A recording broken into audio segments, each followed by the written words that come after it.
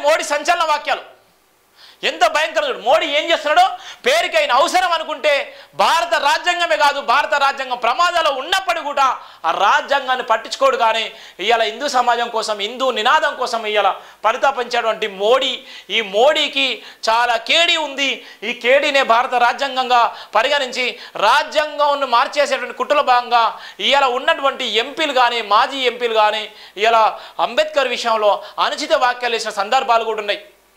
అందుకోసమే రాజ్యాంగంపై మోడీ సంచలన వ్యాఖ్యలు చేసిండు దేశంలో సార్వత్రిక ఎన్నికల తేదీలు దగ్గర పడుతున్న కొద్దీ పార్టీలు తమ ప్రచారాన్ని మరింత ముమ్మరం చేశాయి ఈ క్రమంలోనే అధికార విపక్షాల మాటలు యుద్ధానికి దిగుతున్నాయి ఇక కేంద్రంలో అధికారంలో ఉన్న ఎన్డీఏ కూటమికి ప్రధాని నరేంద్ర మోదీ అన్ని తానే దేశవ్యాప్తంగా సుడిగాలి పర్యటనలు చేస్తూ ఓటర్లను ఆకర్షించే ప్రయత్నాలు చేస్తున్నారు ఇక ప్రధాని మోదీని లక్ష్యంగా చేసుకుని ఇండియా కూటమి నేతలు తీవ్ర విమర్శల ఆరోపణలు దిగుతున్నాయి ఈ క్రమంలో నరేంద్ర మోదీ అధికారంలోకి వచ్చాక రాజ్యాంగానికి తూట్లు పడుతున్నారని మళ్ళీ అధికారం వస్తే రాజ్యాంగాన్ని రద్దు చేస్తారని ప్రతిపక్ష పార్టీలు తీవ్ర విమర్శలు చేస్తున్నాయి ఈ క్రమంలోనే ప్రతిపక్షాలు విమర్శలకు ప్రధాని మోదీ గట్టిగా కౌంటర్ ఇచ్చారు బీజేపీ మళ్ళీ గెలిస్తే రాజ్యాంగం మారుస్తుందంటూ విపక్షాలు చేసిన విమర్శలపై ప్రధాని మోదీ మరోసారి తీవ్రశల మండిపడ్డారు తమ ప్రభుత్వం రాజ్యాంగం పూర్తిగా గౌరవిస్తుందని తెలిపారు ఒకవేళ రాజ్యాంగం రచించిన బాబాసాహెబ్ అంబేద్కరే స్వయంగా వచ్చిన ఆయన కూడా ఇప్పుడు దాన్ని రద్దు చేయాలని పేర్కొన్నారు రాజస్థాన్లో బర్మూలు ఏర్పడిన ఎన్నికల ప్రచారంలో భాగంగా బహిరంగ సభలో ప్రసంగించిన ఆయన దేశ వ్యతిరేక శక్తులకు కాంగ్రెస్ పార్టీ మద్దతుగా నిలుస్తుందని తీవ్ర విమర్శలు గుప్పించారు దేశాన్ని బలహీనపరిచేందుకు విపక్ష కూటమి ఇండియా ప్రయత్నాలు చేస్తుందంటూ తీవ్రస్థాయిలో ధ్వజమెత్తారు తమ ప్రభుత్వానికి రాజ్యాంగమే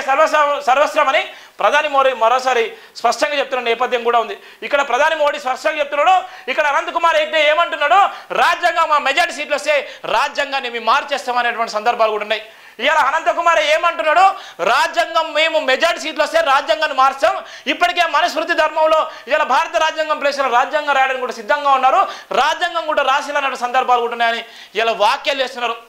ఇలా చెప్పగానే రాజ్యాంగం ఎంత ప్రమాదంలో ఉందో రాజ్యాంగం ఎంత భయంకరమైన పరిస్థితులు ఉందో బాబాసాహెబ్ అంబేద్కర్ అంటే ఎంత కపట ప్రేమ చూపిస్తున్నారో మోడీని చూస్తే తెలుస్తుంది ఇప్పటికైనా మేధావులారా ఆలోచించండి ఇప్పటికైనా మేధావులారా ఆలోచించకపోతే బాబాసాహెబ్ అంబేద్కర్ ఆలోచన విధానం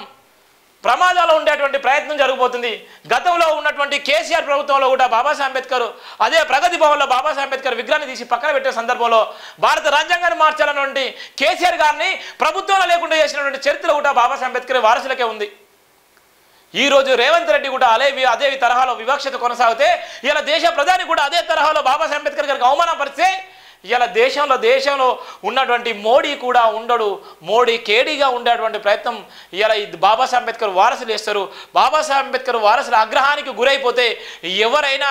ఎంతటి వారైనా కూడా శిక్షకు తప్పదన్నటువంటి నేపథ్యం గుడిస్తుంది అందుకోసమే పేరుకి అంబేద్కర్ జయంతి కాదు అంబేద్కర్ ఆలోచన విధానం ప్రతి మైండ్లోకి వెళ్ళిపోవాలన్నటువంటి లక్ష్యంతో జై భీమ్ దినపత్రిక రాసినటువంటి ప్రధాన వార్త కూడా అంబేద్కర్ జయంతి సందర్భంగా చెప్పడం జరిగింది అది జై